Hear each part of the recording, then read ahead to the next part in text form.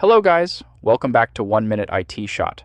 In this video, I will show you two different ways to go full screen in Windows 11. The first method is for maximizing specific applications or browser windows. You can simply click the square Maximize button in the top right-hand corner of the window to fill out your layout. If you want to completely hide your top navigation bars and taskbar, tap the F11 key on your keyboard. Just keep in mind that some applications, like the default Notepad, only support standard maximization and do not allow complete borderless full screen mode.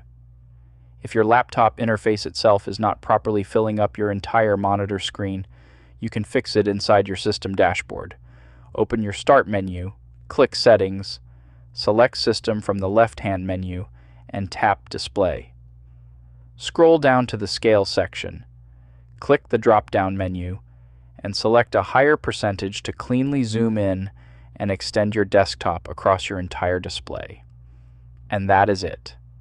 If this video helped you out, please leave a like, subscribe to 1 Minute IT Shot, and I will see you in the next one.